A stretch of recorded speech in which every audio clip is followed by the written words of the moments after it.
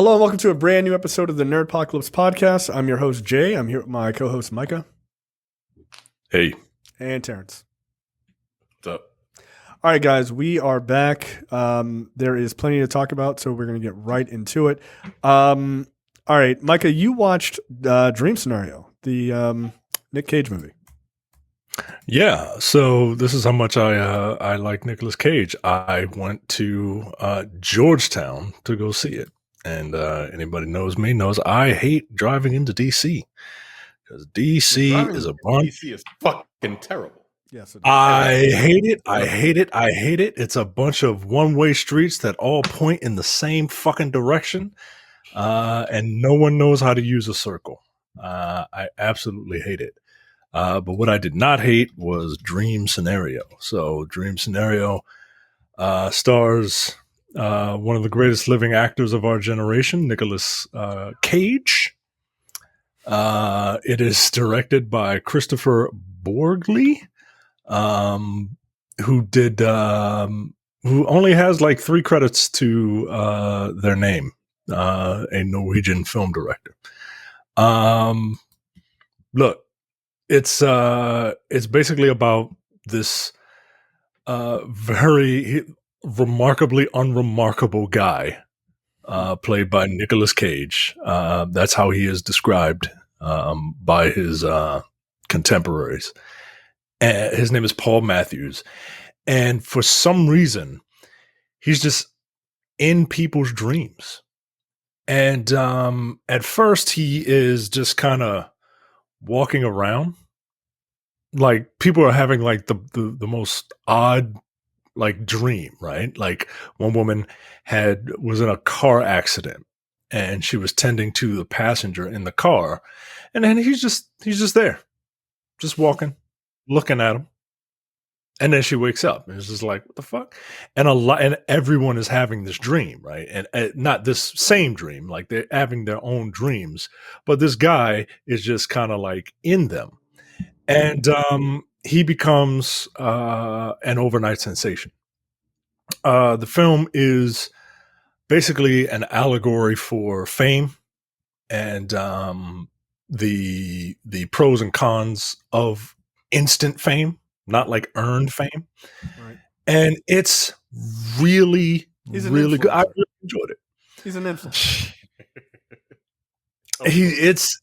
I don't want to give too much away, but essentially, yeah, it's a metaphor for influencer culture, and maybe not a subtle one. And I'm okay with that. People are dumb. Shit. Yeah, they do.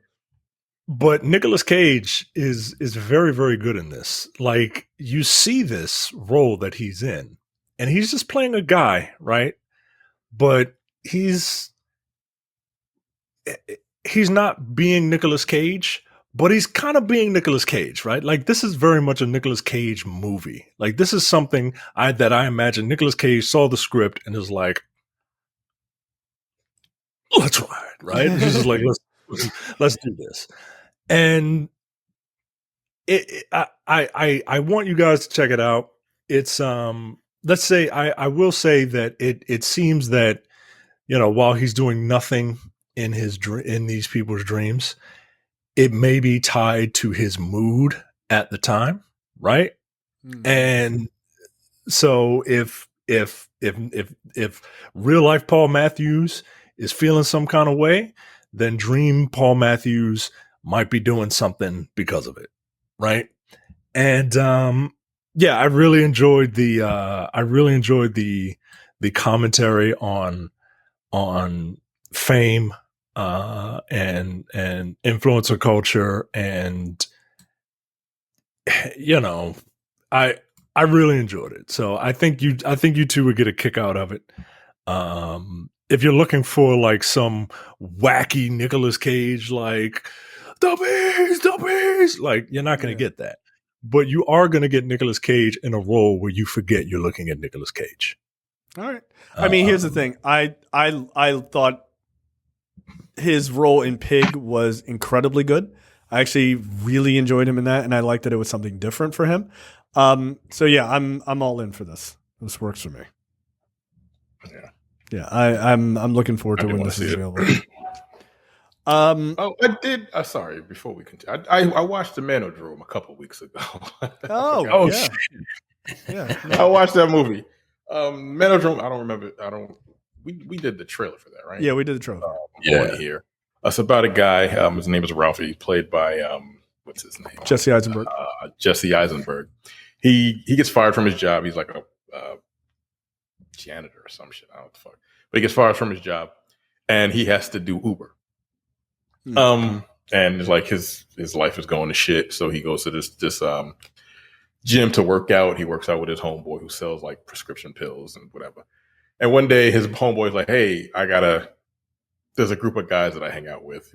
Why don't we meet them over dinner?" And he meets them, and it's basically a bunch of what are they called? Manosphere dudes, right?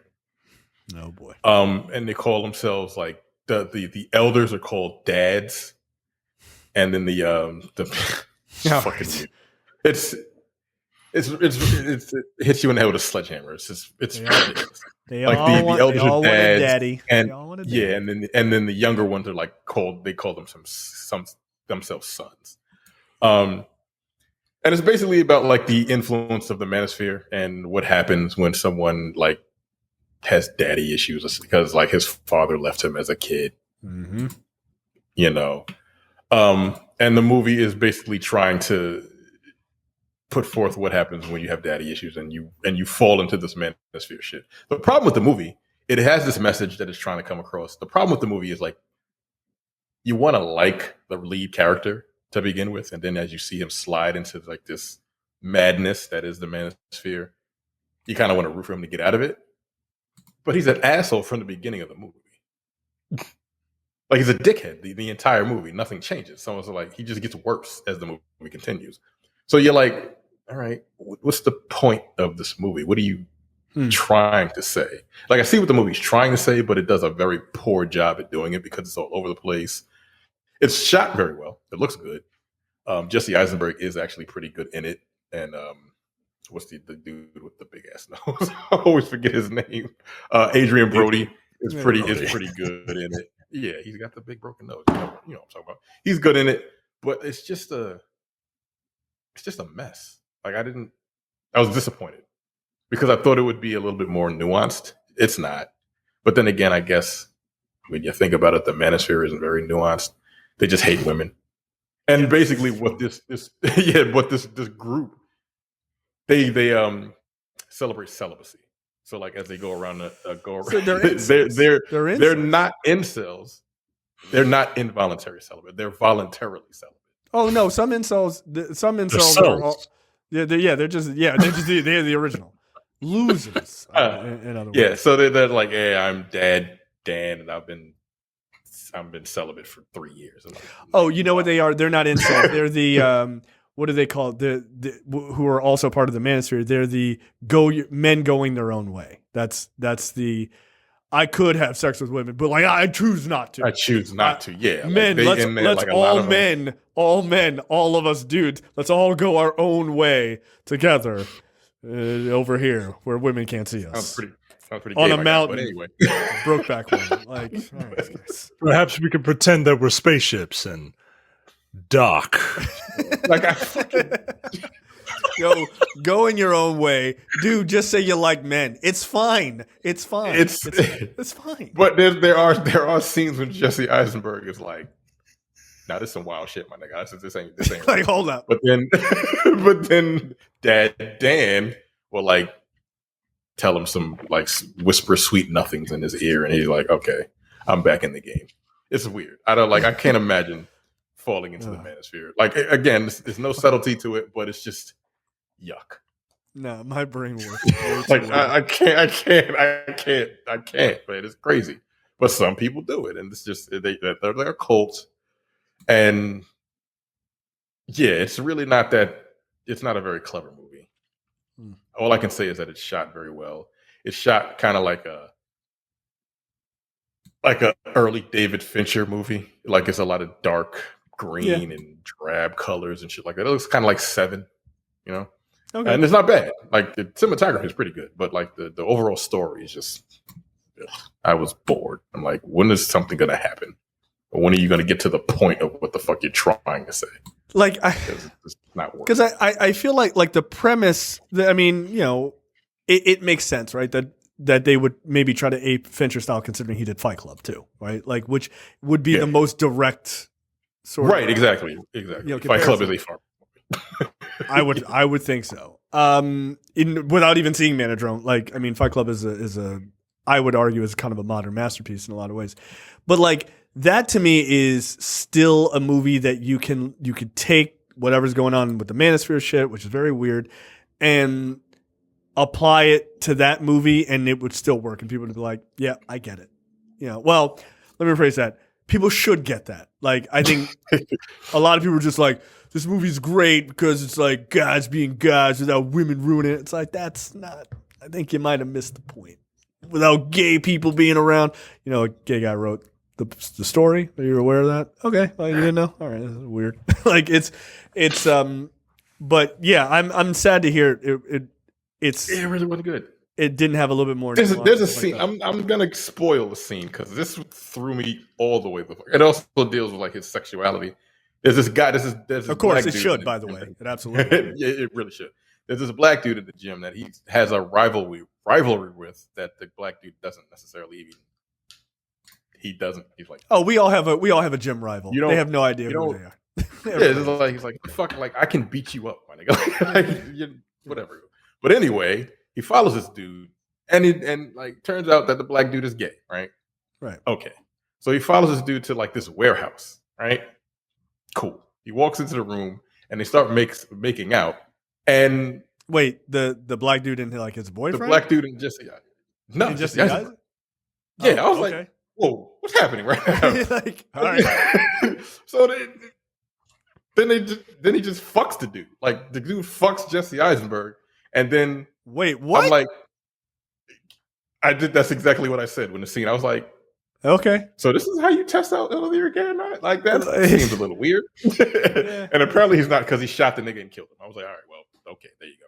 Or maybe, but because he wanted to kill, he wanted to take him out anyway because he had this rivalry and like this fucking cult, like, you know, whatever. Wow. Or maybe he felt so fucking embarrassed about his own, you know, sort of self-loathing. You know, like, who knows? I'd have to see the movie. Yeah, but and he's also having a child. His wife, his girlfriend's pregnant, and it's just a whole bunch of shenanigans going on, and he's trying to deal with it the best way he can. And these guys are telling him, yeah, you don't need women. Women are the ills of the world, are the cause of all the ills of the world. Literally, they're like, you don't need them. And half the dudes left their wives and their girlfriends, and they just left them and just didn't tell them why. Yeah, they just went their own way. They just left together with a bunch of other dudes. Okay. In a cabin in the woods. Right, like, all right. Fucking weirdos. But anyway, it's just get back to nature, guys. With our pants off. Yeah, it's odd. I mean, I wouldn't recommend it, but I would like to see. I would like to see what you get from it if you ever did decide to watch it, because I want to see it. Like, I still want to see it. Yeah, I'm very intrigued to see it. I'm fascinated by the whole, like, we don't need half of society people. Yeah, it's a bizarre take on life. It really is. It's all women's fault. Is it? Women made you follow that guy to a warehouse? Women did? All right. Yeah, women made it. Like, your girlfriend made you follow that dude to the warehouse and get fucked in the ass? Like, I don't think so, my guy. That's a little strange. Yeah. That's a wild fucking swing. It was like, look what she's done to me again. Like, okay. Like, I don't think so. I think that's you. Yeah, I'm interested. I'm certainly interested to see it. I like a thought-provoking movie. And look, I like Jesse Eisenberg too. Like, I think he's kind of stepping out as an actor in like some pretty interesting ways over the last couple of years. Yeah. So yeah, I'm all for it. And look, Adrian Brody has done. He's kind of been all over the map in the last couple of years, and I would argue in a positive way. Like, he's done a lot of projects that I thought I would not have expected him to do. Thankfully, no more. I saw him in a movies. movie called Clean, maybe like a year and a half, 2 years ago, where he played just like this grizzled dude that I think he was like an ex-con or something like that. I'm gonna need Adrian and it was Brody like to a grizzled dude. Yeah, it doesn't fit him. It It doesn't doesn't. fit him. I mean, hated it him worked for this Predators. movie. It worked for this movie. It didn't work in that Predator movie. It did not. That movie with fucking giant aliens fighting samurais and evil doctors. The weirdest thing about it was old broken nose Adrian Brody, the pianist, being a badass. Him being the Dutch. He's the no, not just a badass. He's the Dutch of the group. He's the Dutch of the movie. It's like, no, you're not. No, you're not. Like Adrian Brody, I like you just fine. I think you're a very good actor. To be honest, not for that. Just not for that. Like, I'm sorry. Go ahead. that doesn't. You should check out the trailer for Clean. It's like an action movie. He was a garbage man in that movie. Okay, And he goes head to head with like the mob or some shit. All right, I can dig In that. Chicago. It was fun. I had fun. Was he on Manodrome- the Senate floor when he did it? That was the wildest clip. Oh shit! My man was like, "Yeah, you want to? Here's a time. Go? I'm like, Here's a place. Here's a time. the Here's a fuck place. down. Yeah, I would love to. I would love to I would come up love there to. and whoop your ass in front of all your in front of God fun of and it. Congress. Again, Made fun if of you his accent. like a little again, later if in that a clip. guy Yeah, is like you want to fight, if the guy goes, "I'd love to," it's not the fight you want. You know? Like that's not the response you wanted. Like you wanted to be like, "I don't think this is appropriate." Be like, "Yeah, I'm a bitch this guy down publicly." Like he was like, "No, right now, let's go." Like, Yeah, can I walk up? Like, what's happening? Didn't even raise his voice. I He would was like, love "You want to go?" Like, "Yeah, I would love to." It's like Yeah. that's not the You guy want you. to go down? You wanna go down?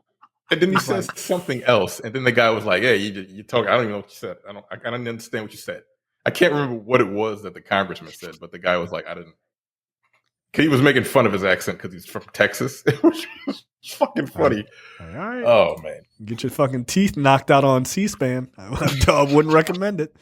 Okay, topics this week. Micah, take it away.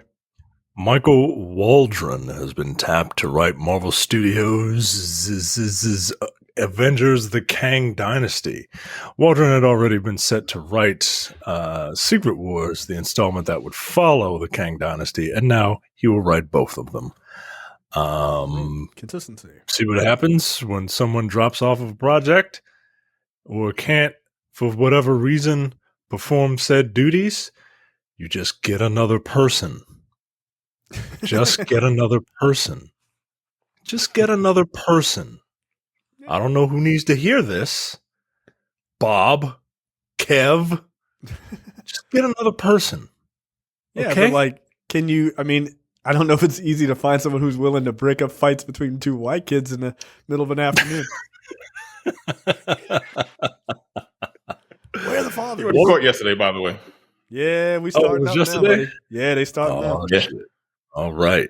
Well, Yeah, they gonna we wrap this shall shit up. see. They gonna wrap this shit up real fast. You watch. They gonna wrap this shit up real fast. It ain't gonna be no Whoa. months long trial. Nope. Waldron It's up to has a year. Waldron has become one of Marvel's most trusted creative minds, having previously created and served as showrunner for season 1 of Loki, as well as writing Doctor Strange in the Multiverse of Madness, and the movie. And the move makes sense to the studio to have him pen both films. Kevin Feige will produce. Look, yeah, okay. Look, Loki was great. Of the entire Marvel television Disney Plus experiment, Loki was the most successful. My reasoning for that is it got a season 2, and no other show as of recording has got that. Oh god damn, that's right. Yeah. Nope. So yeah, man. You know, I know everyone loves talking about comic book movies, and everyone's wishing for the downfall of Marvel. Is this one of those things where it's like we want there to be a downfall so that we can praise them when they rise back up, right? Like what's about to happen to someone else involved with a Kang story. is that this, or is it just like, you know what? I don't know. I don't know, and I don't care anymore. I'm tired of people asking people who have nothing to do with movies or comic book movies how they feel about them. I don't need John Woo's take on a comic book movie. Are people really asking John Woo? Yeah, Serious? yeah. I asked him, and he said, "Oh, well, I prefer Martin Scorsese style movies." The director of John Silent, Woo, the director Nigga, of you directed Silent Broken Night. Arrow. Fuck out of here. Take a seat. director Like, look, I of- love John Woo, but take a seat. Yo. Like, relax. The upcoming Silent Night film starring Right. Joel Kinnaman, Joel Kinnaman is actually the person that Brad thinks Michael Fassbender is. Thank you. Fuck off, Brad. How dare you? How dare you? Yeah. So Yo, why are you asking John Woo, yo? Like, he made Mission Impossible 2, yo. Like, come on, yo. Like, I'm not saying John Woo is not an incredibly talented director. He is. He made Hard Boiled, which was one of the best action movies of all time.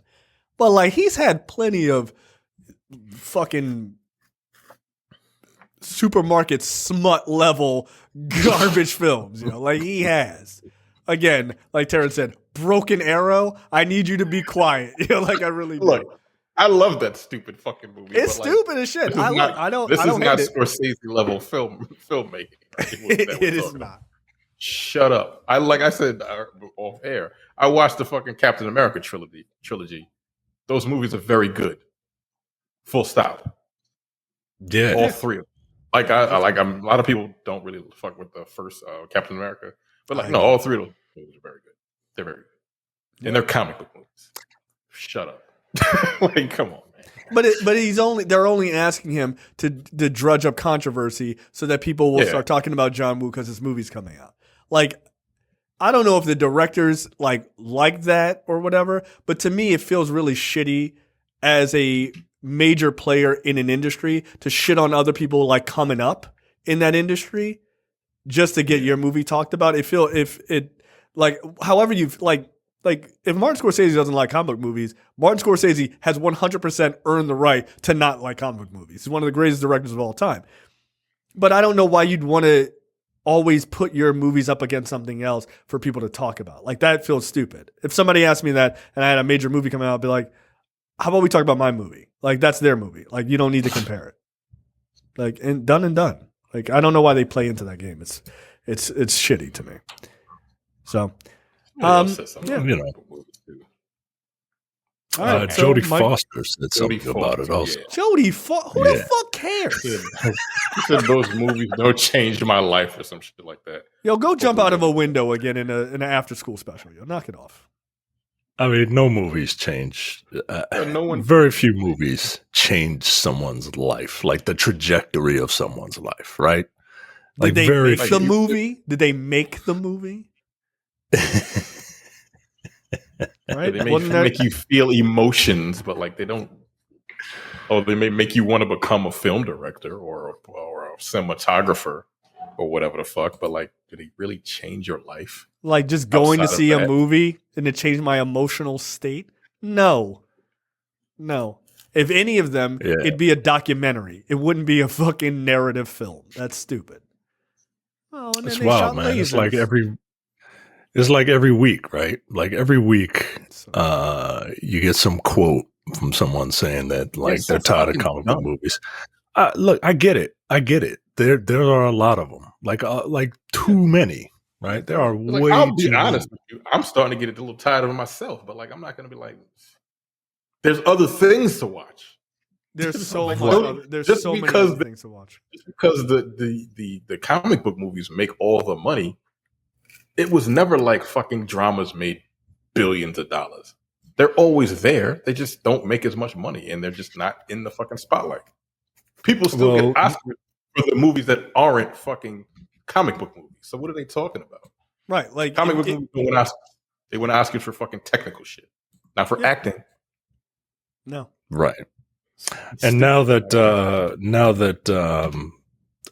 everyone's favorite movie stepdad Christopher Nolan said that recently that like you need franchises to help prop up the movie business. Maybe people will take note. He had a completely reasonable statement. Yeah, good. I appreciate it. Like that's a nice thing. Thank you. I'm not saying some stupid shit that people will just go crazy over. It's ridiculous. Speaking of other things to watch, I forgot to mention that I started watching Fargo season 5. Oh, and I did too. I mean, this show's great. Yeah, look, I really wasn't into season 4 as much. That's the Chris Rock one. Yeah, I fell off of it. Yeah, it just wasn't.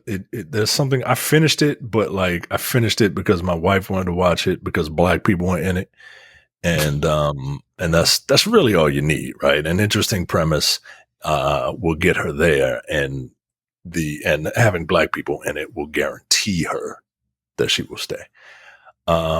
Season 5 is great, man. Juno Temple, that people may know from Ted Lasso. She plays a seemingly ordinary housewife in Minnesota. These accents, I mean, they're ridiculous. Like, I know, like, they're putting them on, and I know people talk like that for real, and Lord knows I have no business criticizing the way somebody talk, yo. But but good Lord. Fair enough. She's great in it, and Jennifer Jason Leigh plays this like ultra conservative mother-in-law. Like she's a battle axe, right? Like, and she's like a billionaire of some like CEO of some company, and she's like, you don't know anything about her other than the fact that when you first see her, you don't know anything about her other than that she's a hard ass. And they have to take holiday pictures, so everybody grabs their fucking rifles. Well, isn't she like a politician or something? No, she's a CEO. She's a CEO of a debt collection agency. Oh, okay. I thought she was like going to run for office or something, and that was their whole thing. But whatever. Yeah, it's really weird. Them all posing with the guns and shit. It's like it's crazy. And also John Hamm. John Hamm is in it. John Hamm, how many are you caught up? I'm caught up. Look, tomorrow, like I think the new episode comes out tonight or they tomorrow. Come out on Tuesdays. They come out on Tuesdays. But my wife and I are sitting to watch episode 4 tomorrow night. She's super into it. Because she's never seen any seasons before this.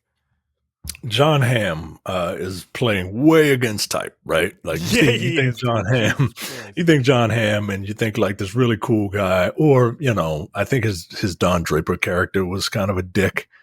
I never watched that show, not like this. This guy is like a preacher, a sheriff, and corrupt. All at the same time. It's fucking weird. His introduction in the second episode, he's basically talking about how the wife is the property of the man, and it's the man's job to take care of the wife, and it's the wife's job to take care of the man, right? Like it's just the scripture, right? It's law. It's the law. It's God's will, essentially, right? He is literally delivering that line, Terrence. This is the most insane shit I've ever heard. He's sitting at a diner across from this couple. The woman clearly the husband has been beating on her, right? She's like a black eye or whatever, or bruises on her face, and the wife is like, yeah, then he got drunk and then, he put his hands on me or whatever. Right. And the husband's sitting right next to her. John Hamm is like basically saying what Mike is saying, like, the man is supposed to take care of the woman and she's supposed to take care of the man or whatever.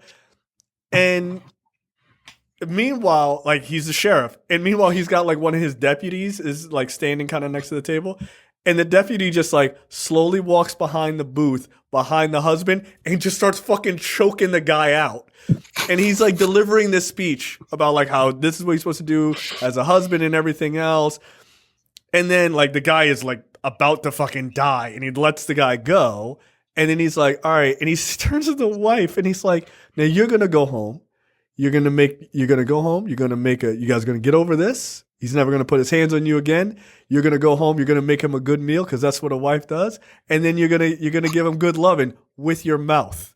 And then he just, he says that shit and you're like, nigga, what the fuck is happening?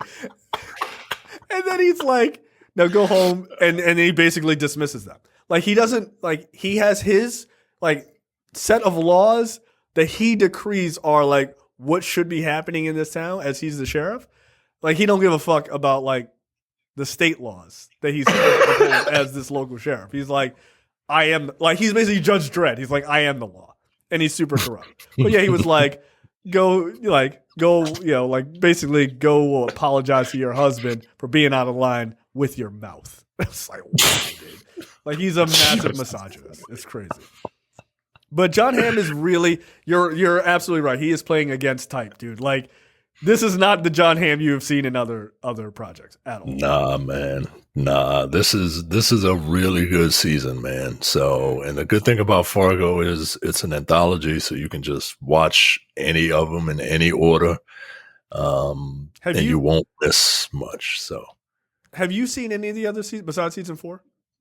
No, season 4 was my first one because everyone was like, "Oh, Fargo's really great. Fargo's really great." And because it's an anthology, I was like, "All right, well, here's Chris Rock. Let's watch the Chris Rock one, right? Like it's the black one, right? It's the black one, yeah. No, I get it."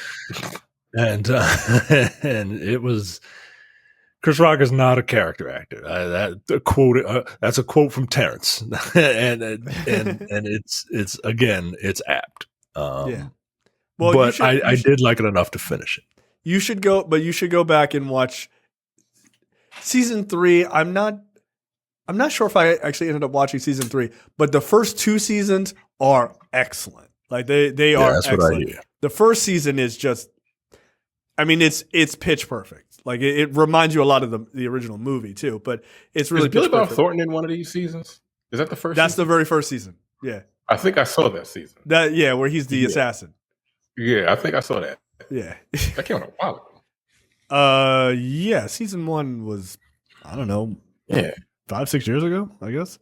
But yeah, season 1 is really good. 2014 actually is when a long fucking time ago. Good. So that was a while ago. Yeah, okay. I was like, I remember that. Damn, that first season. Yeah, that first season is with Billy Bob Thornton, Martin Freeman. And I did see that season. And Colin that season's Hanks. very good. And Allison Tolman as well, who's really good too. So I would definitely check out the first 2 seasons. I don't think I watched season 3. I'd have to go back and read about it. But yeah, Fargo's real good, man. This is fucking excellent this season. I'm in for it. Absolutely. Also, my wife was fooled again. Because it's an infamous inside joke regarding Fargo that they always say, "Oh, this is based on a true story," and the names have been changed to protect the survivors, and the story has remained the same out of respect for the dead. And it's like, this is real. No, it's not. Nope, my wife asked the same question. No, it's not. I got fooled the very first time too. Like, of course, the very first time, but how many times are you going to fool me once? Shame on you. Fool me twice. Can't fool me again. Can't get fooled again. That nigga was president of the United States. Yo. That's insane. All right, next story. Good Lord. And hey, that was a coherent sentence. Like, that's the bar now. Like, just give me a Republican president that can have a coherent sentence. Oh God. Still waiting. Go ahead. We're gonna fucking die. Maybe I should move to Mexico. The Boys gets a Mexico-based spinoff. My influence is unlimited. I'm just saying. with Diego Luna and Gael Garcia Bernal producing. That's the dude from Werewolf by Night. Oh, okay. All right. I enjoyed that. The World of the Boys is expanding. A spinoff titled The Boys Mexico. Really, really original title. And what's boy in Spanish? Spanish speaker, Niño? Spanish dweller. Niño. Yeah. Why don't they call it El Niños? Los Niños. Los Niños. Yeah, Los Niños de Mexico. Or Mexico. Yeah. I mean, you don't even have to have the Mexico part, right? Because I would assume that I mean, if the it's called show Los would be. The Niños- show is already called Los Niños, like in Mexico. Like, I don't think that would really work. They'd be like, "What the fuck is this?" Well, it's currently in development at Prime Video. The writer who wrote the screenplay for Blue Beetle will be responsible for coming up with the story for the latest spinoff. After years of displaying concepts to expand their superhero universe, Prime Video is aggressively moving forward with shows set in the same world as the 2019 hits. Hopefully this is good. Hopefully this is not a case of too much of a good thing. Yeah. Say, don't overdo it, man. Yeah, like if I know this- you if got to this- hit. If this works, Gen V is good. then leave it alone. If Gen V and this works, leave it alone. Like that's all you need. You don't need more than 3 shows. Like that's absolutely enough. Because then you're in the realm of like the Walking Dead situation, where there's like Walking Dead shows that people are like, oh, is that a thing? I didn't even know that. Like, because no one is watching it. Yeah. So, all right, look, I'll give it a shot. I can't say I'm excited for it, but I'll give it a shot. And honestly, like, kind of want them speaking Spanish, yo. Kind of want them speaking Spanish. I don't want this. I don't want this Spanish fucking, stuff. English subtitles. Yep. Yeah, that's what I want. I kind of like. Here's my only like real thought on this. Like, besides they should be speaking Spanish the entire time. Like, that should, like, if you want to really differentiate it, that's what it should be, right? But they should do it in the style of like a telenovela, which is just like ridiculous, right? Like, just do it in that style where like the story just keeps ramping up and getting more and more ridiculous. And it's like last time on fucking The Boys Mexico. Like, do it in that style to give it some sense of like different. I think that could actually be fun. I don't know what the purpose would be of going to Mexico though. Like, so they've got to figure out what is the reason for us caring about that locale versus like anywhere else in the world. Right? Watch is just like a bunch of gringos going to Mexico. I don't want that. No, I don't want that cheaper. either. You know, that would be a good angle, is that they start going down there to get Mexican heroes because they can pay them cheaper or some shit like that, like as an allegory for that. Like, that could actually be fun. Or they can make Compound V cheaper. That's why. That's what I just said. Yeah, that's Oh, what I was. I know you said it, but his ass only hears what he wants to hear. So it's the Mexican acoustics down there. Los acoustics. It's Los acoustics. That's how it works. Yeah, make Gen V cheaper, and like anybody could get it. That'd be wild. You just buy it at the pharmacy, like you can do any other drug here. And if it works, hey, if you die, oops. Like, because that's Yo, what that happened. actually, Like, that's a some great people concept. That's a great concept. I like that. That would be fun. Well, I just don't know which way according they're to going. according to my father, every time he asks about you, Jay, he's like, "Oh, are they safe? Because you know they got cartels." down there." It's like, I would love for just like a bunch of cartel members to just have superpowers and shit. Nah, that would be fucking awful. yo, look, if they're looking for ideas, like you guys have given 2 excellent ones in the last like 2 minutes. Cartels with fucking superpowers. This is a disaster. Jesus Christ. Yeah, I'm here for it. That would be really fun. I just don't know what the angle is. So I'm very interested to hear what the angle is on this. Yeah, Should be fun. Superman Legacy has found its Lex Luthor. The guy who played Beast in the really bad X-Men movies. He's been in other things. Yeah, he was Nicholas Hoult is going to play Lex Luthor in James Gunn's Superman Legacy. The studio wanted to go through the Lex Luthor casting process after the SAG-AFTRA strike. Warner already is in business with Hoult on Clint Eastwood's Juror Number 2. Clint Eastwood is still alive. Is he making another movie? Yeah, it's called Juror Number 2. And he also starred in the 2015 Warner Brothers blockbuster Mad Max Fury Road. Oh, he was in that? Yeah. Oh, okay. Not very recognizable in that, incidentally. He was in The Menu as well, remember? Yeah. Yeah, he was in The Menu. Yeah, he was in The Menu. He was in Renfield also. Yeah. He was actually pretty good in Renfield. Renfield. Was he Renfield? Yeah, he was. Yes. Yeah. Oh, all right. Look, okay. Look, he's a good enough actor. I'm upset that we're not going to get a sexy Lexi. Like a Lex Luthor that's like jacked for no reason because he's super insecure that Superman exists. Yeah, I don't. But he looks like he's pretty tall. Yeah, I think he is. I think he is tall. Have you guys seen the pictures of 6'3"? Yeah. Have you seen the latest pictures of the dude playing Superman, Corn Sweat? People thought that was Henry Cavill. Yo, he's fucking big, dude. He's like you could tell they're like, just wear sweatshirts all the time. Like, don't let anybody know how big you are. I'm like, yo, we can see how big you are. You're wearing like a double XL sweatshirt. You're fucking huge. You were not that big a couple of months before the strike. Yeah, he's getting fucking big. Like it's crazy. Yeah, and when we say big, we don't mean like legs looking like soft serve kind of big. We mean like jacked. When our personal conversations leak out under the show, it's a real problem. It's a real problem. You're a real piece of shit. She never walked that dog, guys. She never did. Look, I like this. I like this casting. Nicholas Hoult, incidentally, was passed over.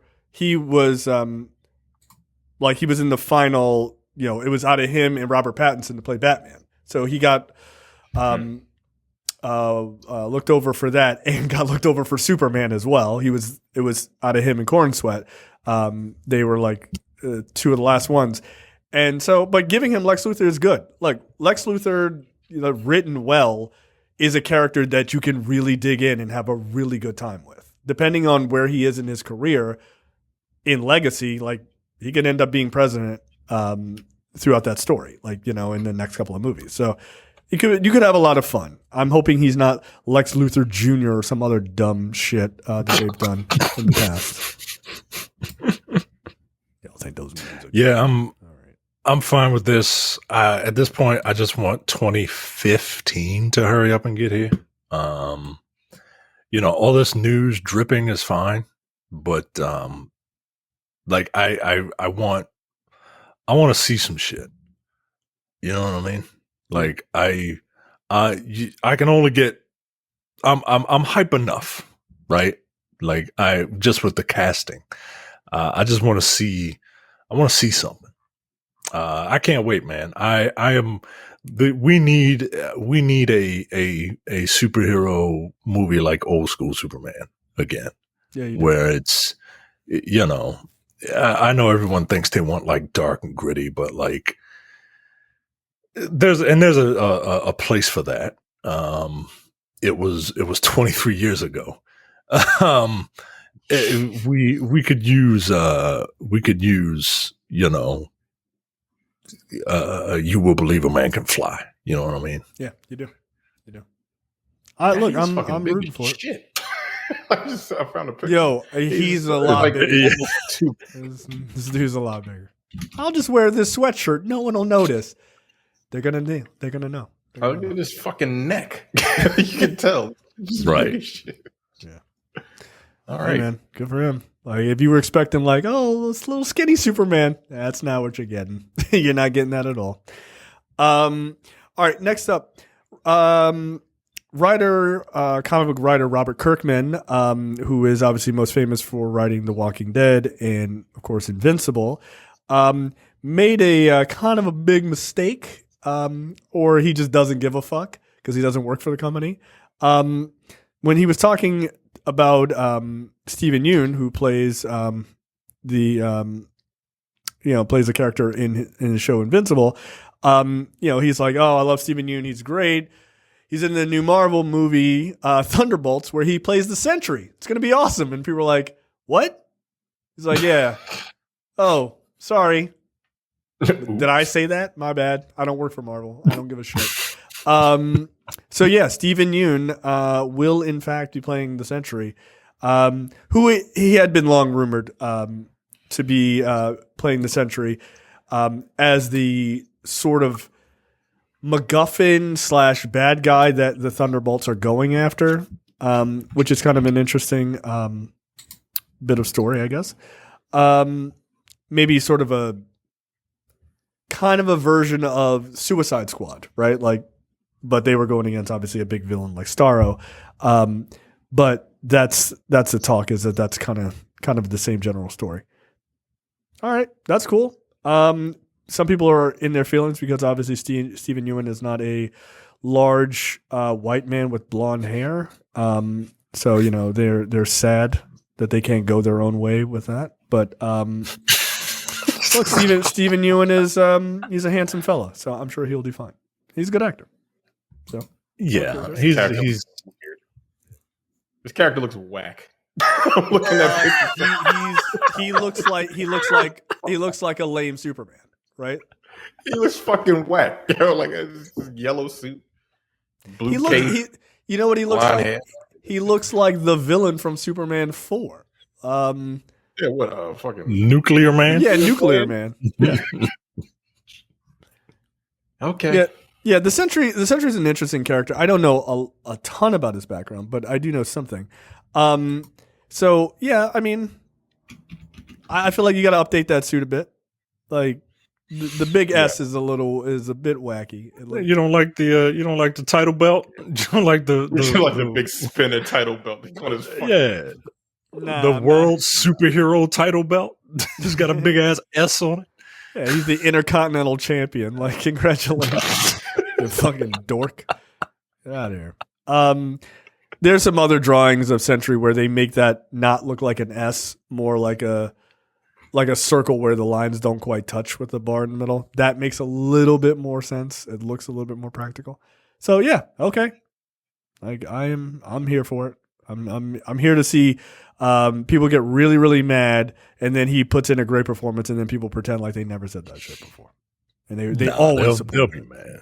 They'll be mad. They'll still be mad. There's a certain sect that will still be mad. Racist. Yeah. Die mad. He's only 5'9", guys. I don't know. He's in a way he's too tall. He's too tall for him. I mean, if we really think about it, like, look, he was really good in Beef. He was really good in Minari. He's a good actor, man. Yeah, he's a very good actor, man. So, and look, I don't know shit about him. Sentry, I just don't. Sorry, and I don't care enough to, catch up. Maybe I will when the movie comes out. But right now, I don't really give a shit. Good for this guy though, because you don't see Asian men in America as heroes or leads. Leads. Unless their name unless their name is Jackie Chan. You know what I mean? We got Shang-Chi. Yeah. Yeah, there you go. And that's how, and look, I forgot about him. That's how infrequent it is. Mm-hmm. He's racist. And what's that guy's name? You called him Shang-Chi. Simu Liu. I don't know. Oh, Simu. Yeah, Simu Liu. What? So, is that how you pronounce it? No, it's not. Simu Liu. It's Simu Liu. Yo, please stop saying that. It's Simu Liu. It is, yo. It is. What's wrong with Simu Liu? Okay, sure. That's how you say it. Is that how he says it? I don't think so. All right. Well, how do you say it then? I don't know, but not like that. It's making me uncomfortable. You sound like you're having a stroke or something. Like I don't know what's going on. Like, I don't know that you're okay. It's Liu. It's just Lou. It's just Lou, yo. It's not Liu. It's not. No, it's yo, not. It's not fucking like, Liu Kang. It's not Liu Kang, yo. Nah, it's yo. not I don't like how you. I don't. know. No, I don't like. I don't like your twist on this. Like I don't care for it. I don't like the cut of your jib. No, thank you. No, thank you. Like, please stop saying that. Next up, Ahsoka creator Dave Filoni has been promoted to chief creative officer at Lucasfilm.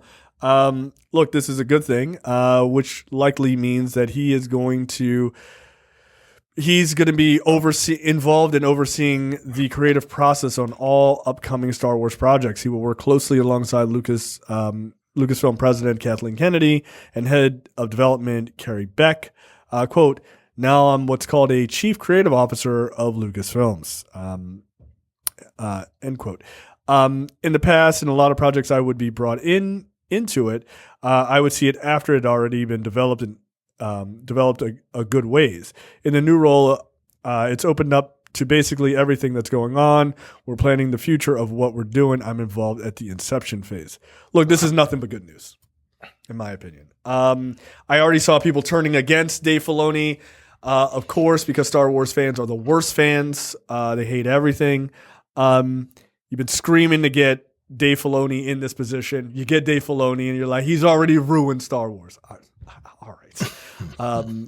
So, look, Ahsoka was good. I like his style. It's a good mix of sort of the funness of Mandalorian with some level of sort of deeper storytelling, like Andor. Obviously more on the Mandalorian side, which is okay. But I appreciated that it wasn't just like mindless, which I kind of think season 3 of Mandalorian got a little mindless, where the previous seasons were a little bit better. So yeah, I'm okay with this. I hope he kicks ass. I would love Star Wars to get rocking and rolling in the movies again. That would be nice. Yeah, this is literally what everyone has been asking for. So let's hope that they're not. I know you said you've seen some people already turn on him, but let's hope that this isn't a trend. I'm very happy for this guy. You know, apparently this guy was just a big ass Star Wars fan, and he's living the dream. And I like this guy's storytelling. He has a passion for the project, for the property. Yeah, man, this is all good. And he knows a lot. I mean, he helped create a lot, right? Like he created one of the modern characters in this existing franchise that people absolutely love. Yeah. Not many people, and that's his original creation. Not many people can say that. So, hell, even George Lucas can't even say that shit.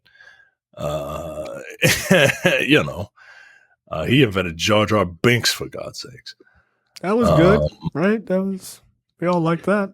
It's the best. Still seems wildly offensive to me. Does it? Yeah, I think George Lucas is a racist. Again, I'm gonna say that again because y'all showed me, man. That's unacceptable. I'm sorry. I don't understand how a merchant with a yarmulke and a gigantic nose who says, "My tricks don't work on me, only money," can be perceived as racist. I have no idea where you're getting that from. Well, no, in fairness, I can understand where you wouldn't see that as possibly being racist. It's more of the characters with the slits for eyes that say things like, "We are the Viceroy." Like, I don't know. Maybe those characters are the ones that might came out in the 2000s, my guy. And people were just like, that seems fine. That's fine. I mean, it was a different time 20 years ago, Terrence. It was. Clearly it was. Giving those characters those voices is crazy. Just absolutely insane. What? Me? No, I wouldn't do that. Right, I looked up how to pronounce Simu's name. It is Liu. He was right. I know. No, but it's still the way you said it was not right. No, I'm not giving you that. That's why I ain't give y'all too much grief, because I know when I'm right. I don't need a dude I told you. I don't. I know when I'm right. Nah, because I'm like, that's not the dude I told you. Like, I think it's the way. I think it's because the way you were saying it with your Baltimore accent. Yo. It was not cool. Yo. As Terrence would say, it hit the ear wrong, Like, it was not okay. You made it sound like one word. Simu. Yeah, I did not. You say it, Okay. But that is how you pronounce it. Simu. There you go. No. Lee. I'm going with Lee. And plus, Micah fucked it up so bad. No. And plus, there's all those U's in it. Baltimore accent. Yeah, it's the perfect word to say, yo. It's the perfect word to say. Simuliu, yo. It's the perfect Baltimore word. Please, for the love of God, yo, stop. Yo, just stop. We're losing fans by the minute. My God. All right, next up, David Zaslav, who obviously is the Warner Brothers Discovery CEO and all-around D-bag, in talking at a Deal Book event about the business decision behind axing projects like Batgirl, he says once money is spent on production, making a choice not to release a project and spend even more is a strategic decision. Quote, what content is going to help us win? The content that wasn't, we made a strategic decision on. It was difficult and it was painful, but I think it was the right decision for the company and it was necessary. But how do you know that? Like, I'm not saying like you don't understand like all movies are a gamble. Yeah. But you couldn't have put it on streaming? They could put it on streaming now and they would, I don't know if they would make their money back. Was it a $90 million movie? Yes. But they would get more eyes on it because people are going to be very fucking curious as to why if it sucks. They scrapped it in the first place. Right, exactly. Even if it sucks. I mean, look, you would have gotten a ton of eyes on it. Bunch of nonsense. Like the fucking Snyder director's cut. I mean, it's very weird because, okay, that movie was, I don't think it was complete, right? So they can't put it out there. It wasn't complete? It was like, it was like, I think it needed post-production stuff. Like it was, I think it was done filming, but not post-production. Which is why the major difference between them deciding to release that John Cena movie is because that movie was complete. Like, and they were just like, why are you just holding this? It's weird. So I don't think because it's not, they're not going to give it back to those directors to let them finish it. Though they were like, we would like to do that. I doubt that they would do it now. And they certainly wouldn't give it to the hands of someone else. That would be a really shitty thing for some editors to do. But if it was complete and you had put it out, like, you've got to feel some kind of way about not doing it, because didn't Brendan Fraser just win an Oscar? Like, he's the villain in that movie. To have somebody of like, well, Oscar award winning actor, like, you could promote it and build it up. But if you had just held it instead of just saying we're not releasing it all, you'd have had that opportunity. Again, even if it sucked, you'd have gotten a ton of eyes on it. So it just doesn't make sense. They released Flash and that movie fucking sucked. And it didn't make its money back at all. Yeah. So, I mean, maybe that was the reason they couldn't feel like releasing this one. They were just like, we're going to lose our shirts on this Flash movie. We can't afford to have two of them. But I'd rather you. And then what? What's coming out next month? Fucking Aquaman's coming out next month? Aquaman. Yeah. Okay. I mean, Aquaman, to their thought process is Aquaman made $1 billion. It's a known property. Right. Okay. And no one knows that movie is coming out next month. Like, nobody knows it's coming out. To be perfectly honest with you, until you said Aquaman, I forgot. I forgot. Exactly. Yeah, I forgot about it. And again, that movie made I just saw a commercial for like this morning, and I'm like, oh right, that is coming out this year. And like I haven't heard anything good about it. It's something like that. It's like the 24th or something like that. Yeah. It's very close. Well, then tomorrow's December 1st. Y'all might want to get on start up the advertising train. My guess is it probably does start December 1st, honestly. But the 22nd. Yeah. 22nd comes out. Yeah, that movie's not going to make $1 billion, guys. It's not. It really isn't. And I don't think I've heard anything good about it, like the early screenings and shit like that. No, it's all been negative. Everybody's like, yeah, this is a mess. It looks cool. I mean, visually, like it's James Wan, so of course it's going to look pretty good, but okay. What's that narrative? We'll see. Okay. What the fuck? Brought to you by JTD from the Edit That Out podcast. Micah, take it away. A retiring cook known only as Mariska worked in a hotel alongside her colleagues for a long time, and she wanted to part ways with them in a memorable way. They had discussed the cannabis-infused space cake many times in the past, but never gotten around to actually making it together. So she decided to make one for them as a parting gift. On February 8th, on her last day on the job, she greeted her colleagues and left the workplace, but not before leaving behind a surprise for her colleagues, along with a note advising them to eat it only after work hours. And unfortunately, some of them don't know how to follow fucking directions. Not knowing that this was a cannabis cake, two of Mariska's colleagues quickly ate a few slices, something they would end up regretting shortly. One of the sweet-toothed hotel workers reportedly started feeling very tired, started vomiting, and eventually lost consciousness. Okay, wow. Weed was in there. He was found sleeping in his own vomit by a passerby. Even after waking up, he felt so bad he couldn't even go home that night, so he had to spend the night at the hotel. The other colleague became nauseous immediately after eating the cannabis-infused dessert and then reportedly slept very poorly for a while. Both men ended up taking Mariska to court for her surprise farewell gift. Where did this take place? This feels like bro. I was gonna say Russia, but like Russia is fucking. They'll throw you in prison for weed. It's not there. Netherlands? Actually, I'm gonna go with Netherlands. I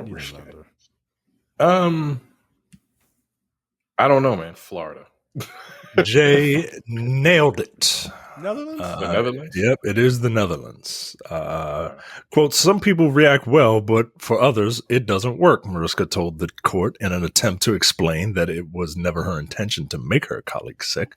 The woman's explanation didn't exactly convince the judge, who described the woman's actions as a bad prank gone wrong and said that she should have thought about the possible consequences of her actions. Still, he didn't agree with the 60 hours of community service requested by the prosecutor, instead forcing the woman to pay her colleagues compensation as well as a suspended fine of 750 euros, which is about $800. And keep in mind, cannabis is legal in the Netherlands. Look, man, don't lace food, with drugs. Yeah, that's not cool. But didn't they talk about it? Didn't she say they talked about it? She said they talked about it before, but not necessarily. They talked about it at some point before. And what the fuck kind of weed did she give them? It's probably violently ill. I mean, it must have been a lot of weed. She was like, I don't know, I just threw all of it in. Like, good Lord. Yeah, I don't know. That's a lot of weed. I've never had weed. I've done plenty of edibles. I've never had weed that made me ill. So it must have been a lot. Or maybe she's just a bad cook and the cake was just bad. Like, it's possible. She just can't bake for shit. I don't know. That's crazy. I don't know, man, but don't lace drugs in people's food. Like, just don't, and not tell them. Agree to disagree. Oh, man. All right. All right, Well, Terrence, that really you makes me want to try weed, I guess. All right. You Okay. Sounds like a great time. It is. In moderation. Doctors find living fly in man's intestines during a colonoscopy. Ew, yo. Ew. Okay. Like Of buzzing course. around? It says it's living. I don't know what it was chilling. It was chilling in this nigga's colon. Doctors in this place got the shock of their lives during routine colonoscopy when they came across a fully developed fly living in the patient's transverse colon. The American Journal of Gastroenterology recently published the bizarre case of a 63-year-old man who had a fly living inside his intestines. The man had shown up for a routine colon cancer screening earlier this year, and doctors at a Missouri hospital conducted the colonoscopy procedure where they shove a camera up your ass to check your intestines to check for any abnormalities. Have any of you had your colonoscopy yet? Nope. Had mine earlier this year. You don't feel anything because you're knocked out. It's just the prep that kicks your ass, literally. Because they give you that fucking solution where it just clears out all your fucking bowels. You'll be on the toilet for about an hour and a half. Oh, it's not fun. And that is exactly what the physicians found while exploring. So they found a fly in his colon, the area at the top of the large intestine, an intact fly that had somehow survived the gastric acid and was chilling inside the man's body. I don't think. Yeah, he's waiting. I feel like He's waiting. Eat it.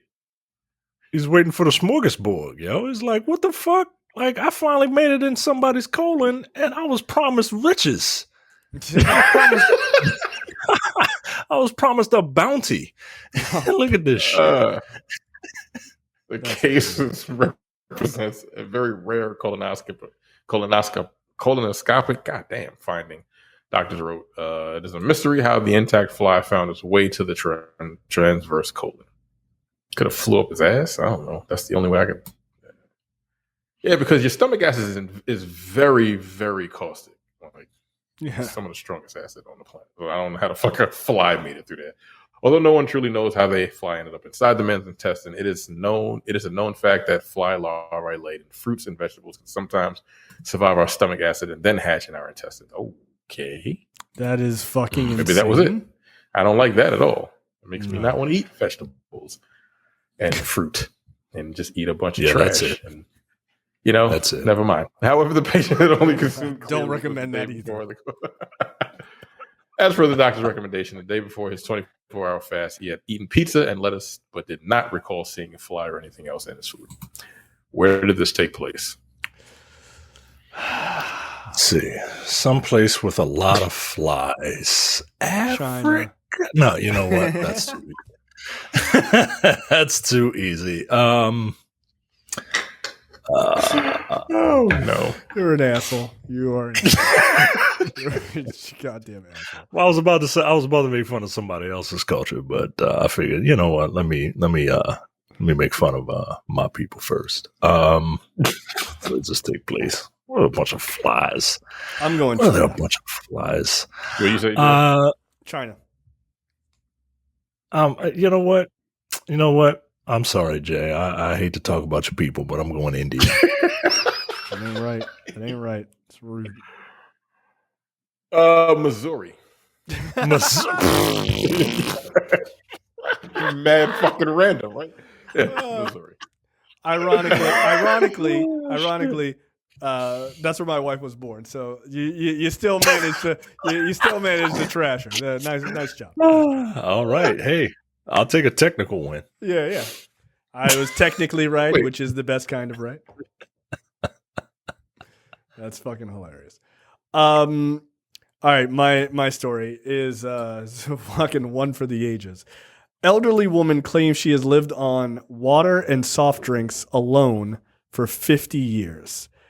The 75-year-old woman claims that she has not eaten any solid food in 50 years, instead surviving only on water and sugary soft drinks. She looks like she's in great shape for her age. Again, 75. The elderly woman insists that she lives on water and soft drinks for half a century, and she never craves solid foods. It all started in 1963. Now, here's two questions. One, where is this? But the other question is, this all started in 1963. Can you guess the reason why she only drinks water and soft drinks? She heard that. Okay, go ahead. She heard that the blacks were about to get civil rights and said, well, nuts to this, I'm protesting. Okay. That's a solid guess. Terrence, why would this woman... I was going to say somewhere in the South, too. Because, like, soft drink. Why the fuck would you drink water and soft drink and like Sprite? You gotta cancel it. You gotta cancel it out. That's the thought process, right? I really haven't to fucking faint this. Okay, idea. I have no so idea. This has nothing to do. It just happens to be in 1963. It has nothing to do with black people at all. It all started in 1963 when she was struck by lightning while she and another woman climbed up a mountain to treat injured soldiers during the war. She was knocked unconscious, and although she survived, she was never the same after that. She didn't eat anything for days after coming to her senses, so her friends started giving her sweetened water. A few years after the lightning strike incident, she continued to eat solid foods, mainly fruits, because her family and friends insisted, and she never really felt the need for such food.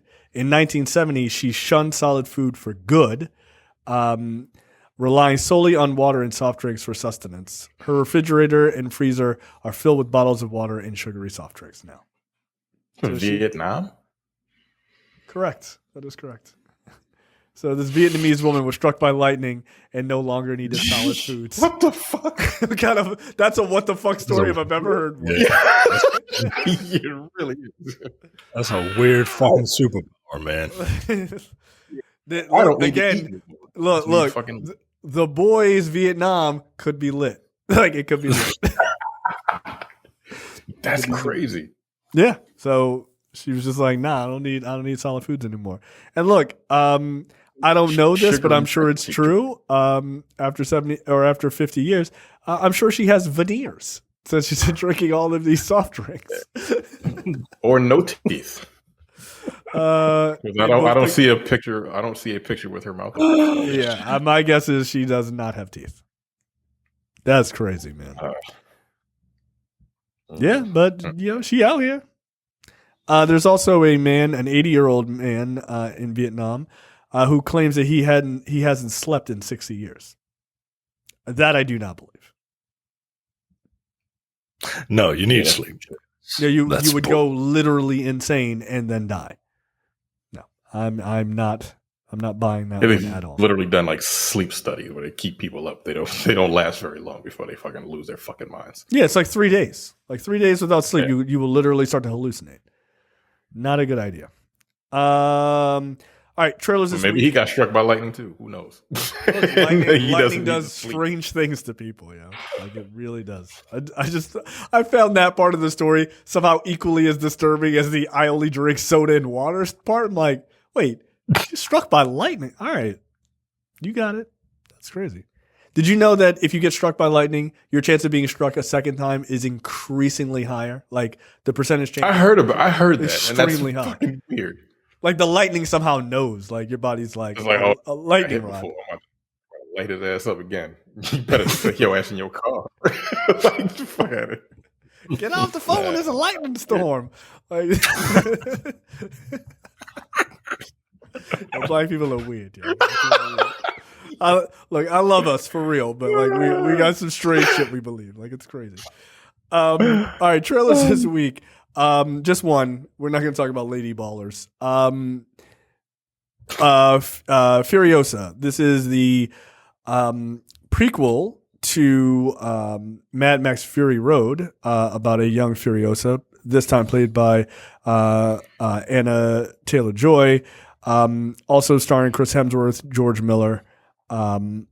Is obviously back to direct. So, this looks interesting.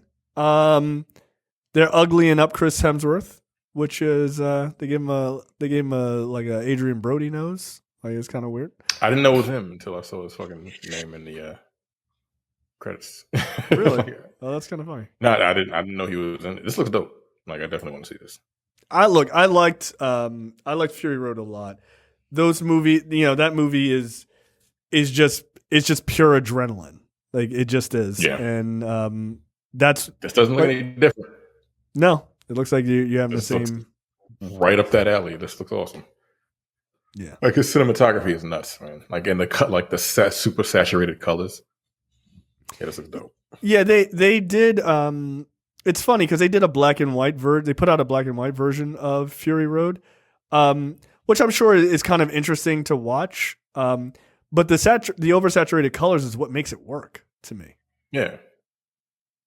Yeah, and Fury Road was very colorful. Like they had the fucking smoke and shit like that in some of those scenes. Yeah. Yeah, Micah, you've never seen looking movie. You've never seen any of the Mad Max movies, right? No, I'm not really into this type of post-apocalyptic science fiction. It's not clean. I like my science fiction, more Mass Effect and less Borderlands. But everyone says this first movie is just amazing. So I might try to check out the first movie. Well, you mean the last movie? It's not the first movie in the Mad Max trilogy. Yeah. You know what I mean. This first of this story. Yeah, the first of this particular story.